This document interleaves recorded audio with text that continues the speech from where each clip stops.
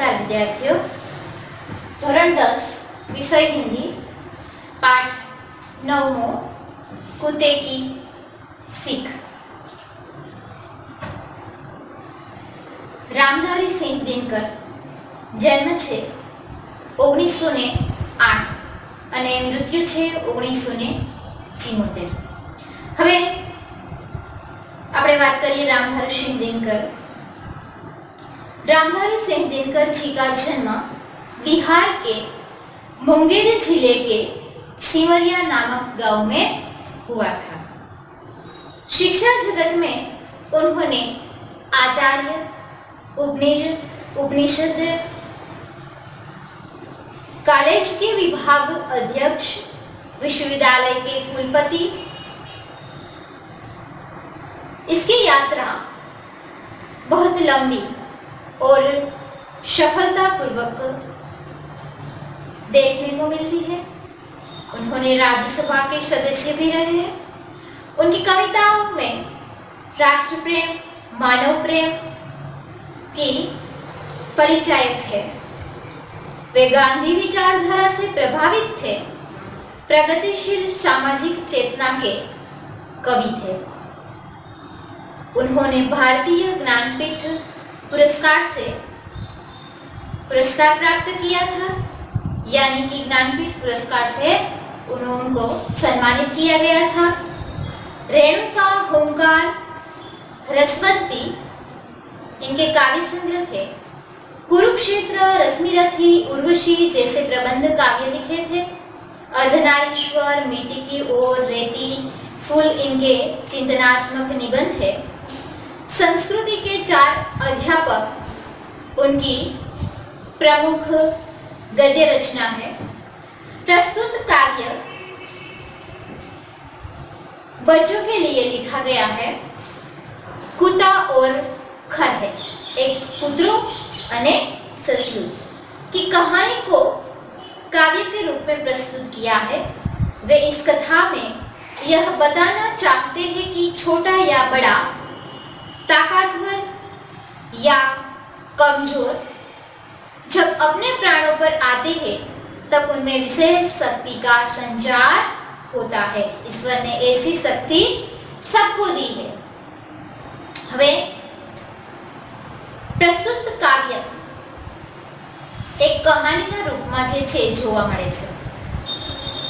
ભગવાને, ઈશ્વરે પશુ હોય, પક્ષી હોય કે પછી એ માણસ હોય, દરેકને જે છે એક અનોખી શક્તિ જે છે ભગવાને પ્રદાન કરેલી છે કે માણસ છે, પશુ છે, પક્ષી છે, એ પોતાની પરિસ્થિતિ અનુસાર શક્તિશાળી જે છે બનતો જોવા મળે છે।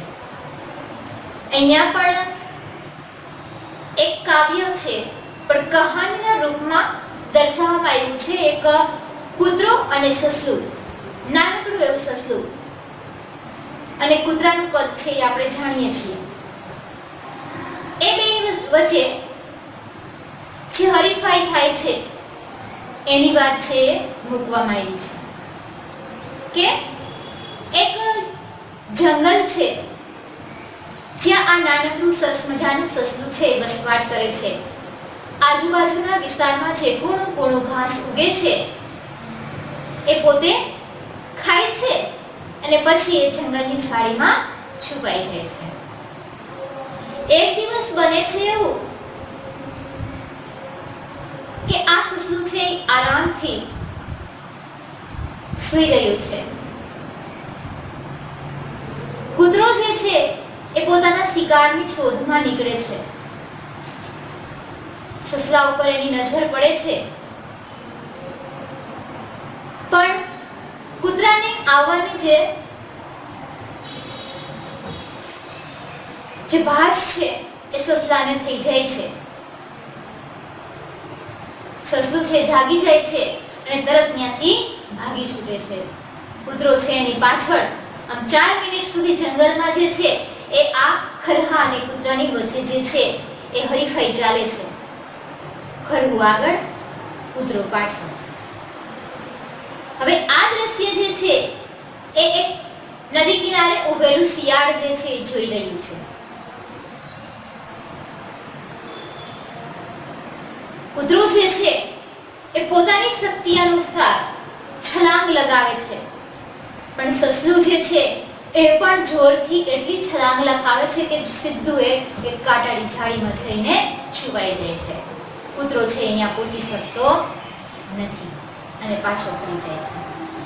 હવે આ જે શિયાળ જે છે એ કૂતરા પાસે જઈ અને એને પ્રશ્ન કરે છે કે તમે આટલા મોટા થઈ અને નાનકડા એવા સસલાથી હારી ગયા. ત્યારે કૂતરો છે એ પહેલા તો હસવા માંડે છે અને એને જવાબ આપે છે કે તું તો પાગલ છે, તું કાંઈ સમજ્યું જ નહીં. જે સસલું છે એ પોતાની પૂરેપૂરી શક્તિ છે એને લગાવી, મેં મારી પૂરેપૂરી શક્તિ છે એ લગાવી, પણ સસલાએ એની પૂરેપૂરી શક્તિ છે એનો જીવ બચાવવા માટે લગાવી હતી. અને હું જે છે એ મારું ભોજન શોધવા માટે લગાવું છું.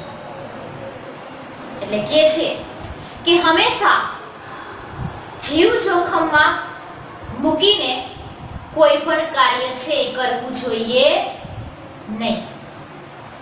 શું કહેવા માંગે છે આ કહાની કે પોતાનો જીવ છે એ હંમેશા પોતાના જીવને બચાવવા માટે પૂરેપૂરી શક્તિ છે એ લગાવવી જોઈએ. પોતાનો જીવ જોખમમાં મૂકીને કોઈ પણ કાર્ય છે એ કરવું જોઈએ નહીં. સસલું છે પોતાનો જીવ બચાવવા માટે જે છે એ કાંટાળી ઝાડીમાં કૂદી પડે છે. જો કૂતરો જે છે એ પણ એની પાછળ કાંટાળી ઝાડીમાં કૂદી પડે તો હવે સસલાને તો નક્કી જ છે કે ન્યાય મળવાનું છે, પણ કદાચ ને ઝાડીમાં જે છે એ છુપાય અને બચી પણ જાય અને કૂતરાના મોઢામાં આવે તો પણ એને મરવાનું જ છે. પણ કૂતરાને તો ખબર છે કે ભાઈ સસલું નહીં તો હમણાં બીજું કંઈ પણ ભોજન છે એ મળી જશે, શિકાર છે એ મળી જશે. પણ જો કૂતરો જે છે એ ઝાડીમાં ફસાઈને મરી જાય તો એટલે શું કહે છે કે ભાઈ હંમેશા જે છે કોઈ પણ કાર્ય કરીએ તો પહેલા જીવ બચાવવાનો અને પછી એ કામ છે એ કરવાનું. આપણે આપણી સુખ સુવિધાની પાછળ આપણા મોજ શોખ અથવા તો થોડીક વાર માટેની ખુશી માટે જે છે એ આપણે આપણો જીવ ખોઈ બેસીએ એવું કાર્ય જે છે ક્યારે પણ કરવું જોઈએ નહીં. અત્યારે આપણે જોઈએ છે કે માણસે જે છે એ પૈસાની પાછળ જે છે એ દોટ મૂકી છે. પોતે જે છે પૈસો કમાય છે પણ પોતે જ એ પૈસો જે છે એ વાપરી ન શકે અથવા તો શાંતિથી બે ટક ખાવાનું ન લઈ શકે તો એ પૈસો કોઈ કામનો રહેતો નથી. એટલે શું કહે છે કે હંમેશા જે છે એ પહેલા આપણા વિશે વિચારવાનું, પછી જે છે કોઈ પણ કાર્ય છે એ કરવું જોઈએ. એટલે અહીંયા કૂતરો છે એ શિયાળને સમજાવે છે કે ભાઈ સસલું જે છે એ પોતાનો જીવ બચાવતું હતું, હું તો એમાંથી બીજી જગ્યાએ પણ મારું ભોજન મેળવી લઈશ. શાસ્ત્રમાં પણ એવું કહેવાય છે કે જીવ બચાવીને રોટી કમાવો, જીવ બચાવીને રોટી કમાવો. એનો મતલબ શું? તો કે ભાઈ પહેલા જે છે આપણે આપણા શરીરનું આપણી સુરક્ષાનો ખ્યાલ છે રાખવો જોઈએ, પછી બીજું કાર્ય છે એ કરવું જોઈએ. આપણે આપણા મોજ સુખ આપણા ખાવાનું મેળવવા માટે, આપણા ભોજન માટે એટલું બધું પાગલ નહીં બની જવાનું કે આપણે જ ન રહીએ.